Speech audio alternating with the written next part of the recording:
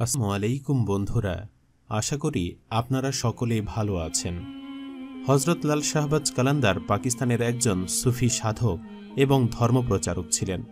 শ্রেষ্ঠ হওয়ার জন্য তো অনেক পন্থায় অবলম্বন করা যায়, কিন্তু তিনি মানুষের মহব্বতকে অর্জন করাকেই তার শ্রেষ্ঠত্ব লাভের পন্থা হিসাবে অবলম্বন করেছিলেন।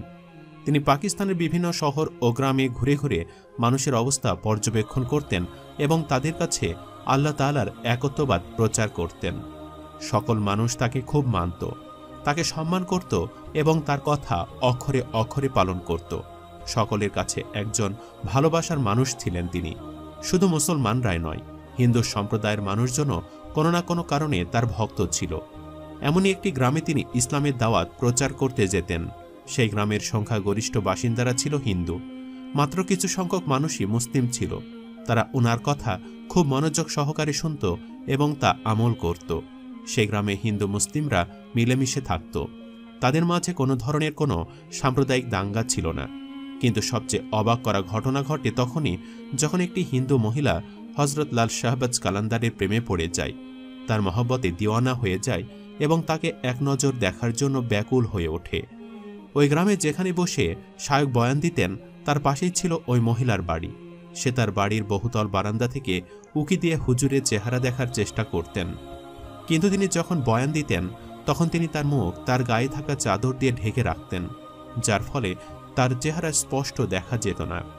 ওই মহিলা কিভাবে এক নজর তার মহব্বতের মানুষটিকে দেখবেন সেই চিন্তায় আকুল হয়ে উঠেছিলেন। যদিও ওই মহিলার মনে কোনো বাজে উদ্দেশ্য ছিল না, তিনি শুধু একবার হুজুরের নুরানি চেহারা দেখার আকাঙ্ক্ষায় পাগল হয়েছিলেন। অনেকবার তিনি শায়েকের পিছু নিয়েছেন, তাকে দেখার চেষ্টা করেছেন, কিন্তু তিনি ব্যর্থ হয়েছেন। যেহেতু তিনি হিন্দু, তাই মুসলিমদের সমাবেশে প্রবেশ করা কিছুটা দৃষ্টিকটু দেখায়।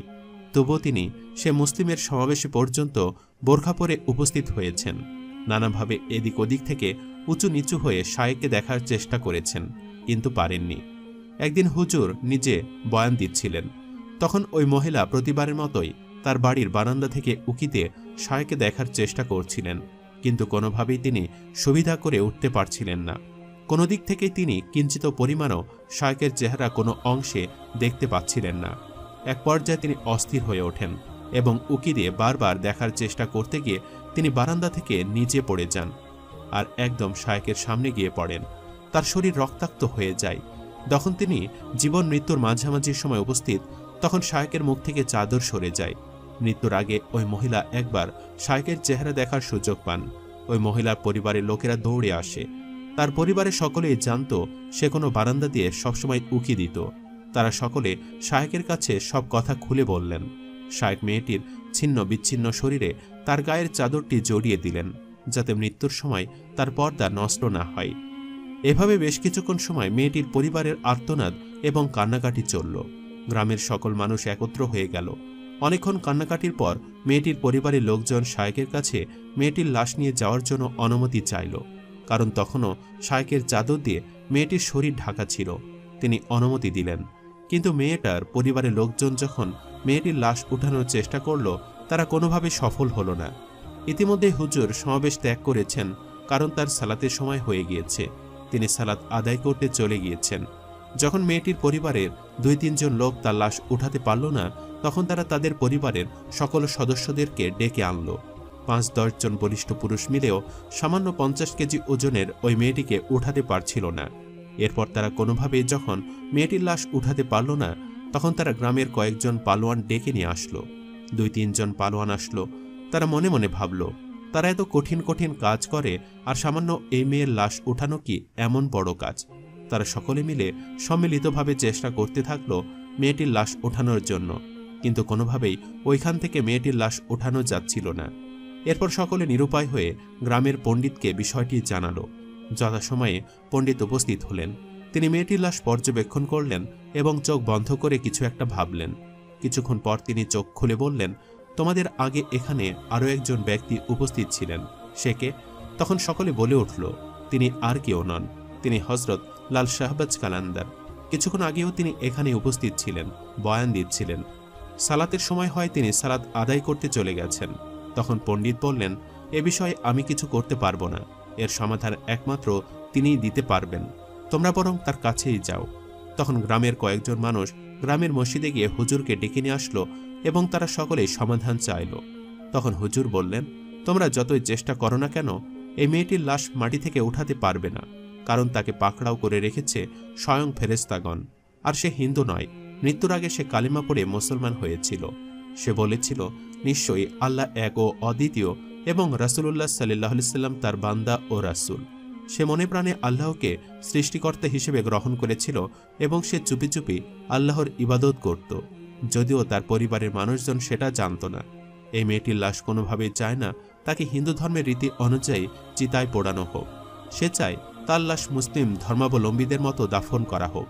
তোমরা যদি মনে মনে এই সংকল্প করো যে তোমরা তাকে চিতায় পোড়াবে না, বরং মুসলিম রীতি অনুযায়ী জানাজা পড়িয়ে দাফন কাফন দিবে, একমাত্র তাহলেই এই লাশ মাটি থেকে উঠবে।